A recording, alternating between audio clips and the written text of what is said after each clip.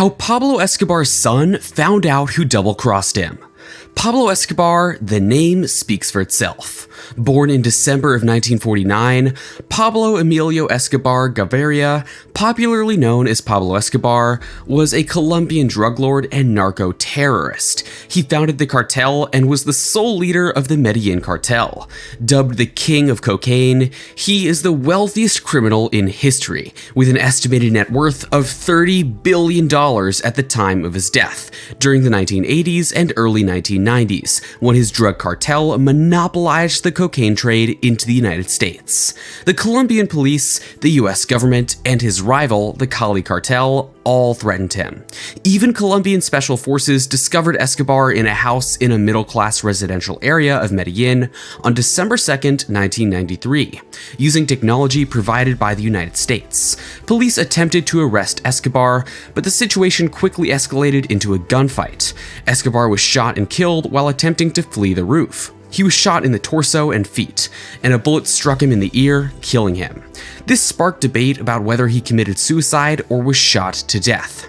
He has a son, Sebastian Marroquin, who says there's more to this story. It's not how his father died, but someone laid a helping hand for the police to catch him. So how did his son find out who killed him?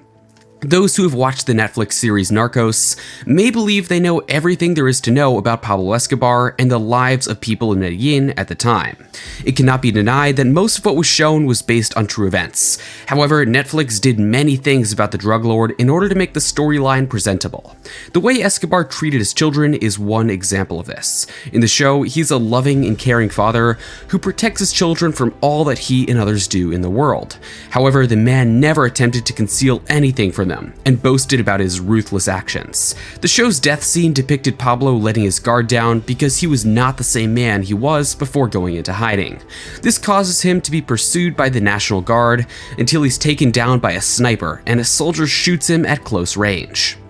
How did Pablo die? On February 25th of 1993, Colombian troops searched for Pablo Escobar in a small village south of Medellin.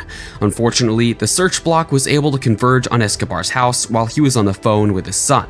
According to Bowden, despite the group's technology, a positive ID was made only when a member spotted Escobar through a second-story window. The search block surrounded the house, while others stormed in through the front door.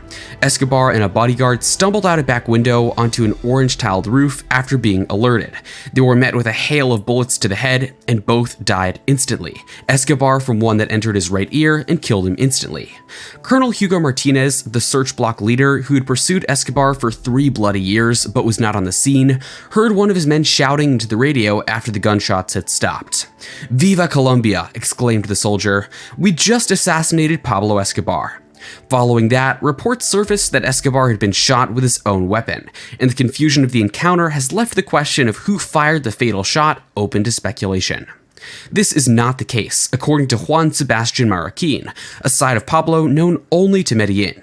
If you could visit Medellin in the 1980s, you would see a city riddled with crime from head to toe. How did he get to know that Pablo was not killed in a military operation and stands with his own version? He stated that he's guided by what actually occurred rather than one of the possible theories. Marroquin went on to say that he's well aware that the true version is inconvenient for Colombia's rulers and many others. However, both of them are eager to claim responsibility for the death of Escobar. On the other hand, his son believes that neither of them was to blame and that someone else was pulling all of the strings. According to Juan, his father was the world's most wanted person for nearly 10 years, and no one came close to apprehending him.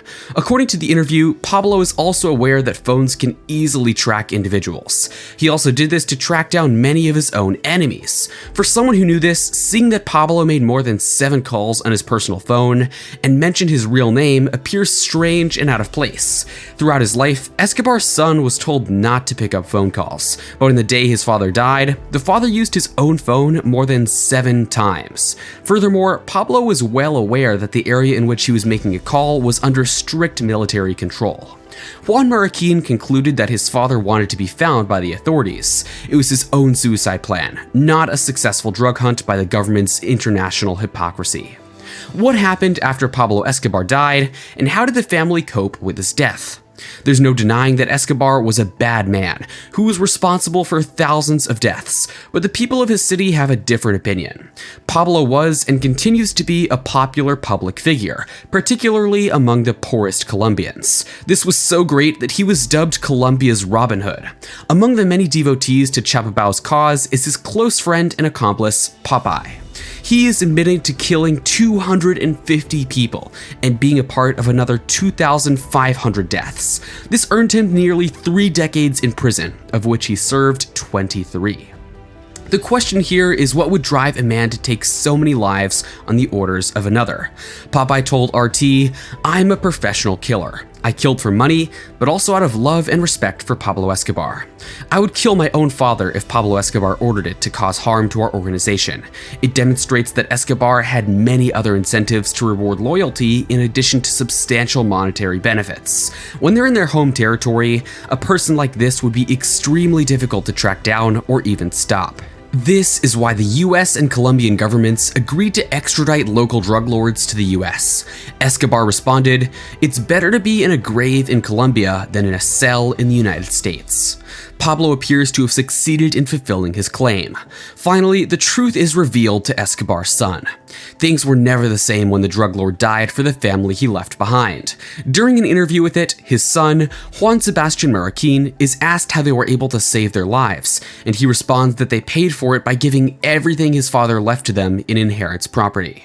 They gave everything: cash, art, cars, motorcycles, and planes. Then his father's enemies came to them, took what they wanted, and threatened them with weapons. What was left was taken by authorities, which is unfortunate because even with all of the money they received from them, they did not compensate any of his father's victims.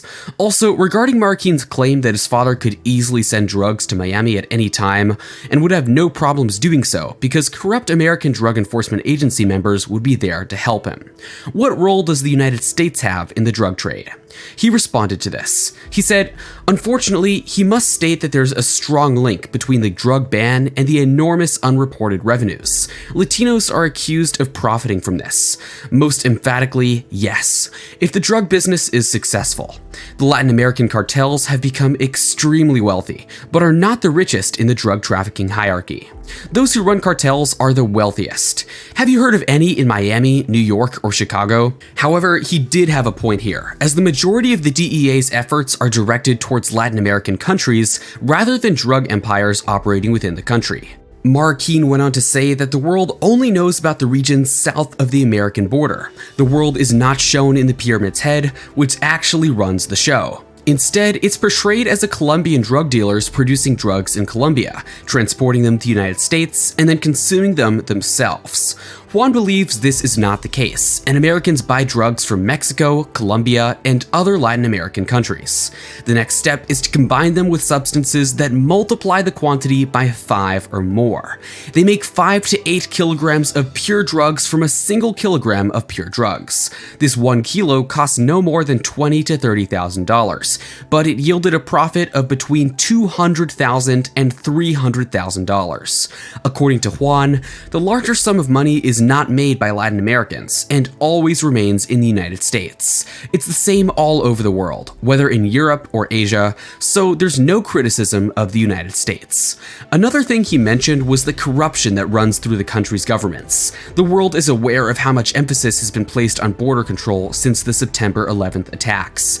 People arriving by plane are even asked to remove their shoes for inspection.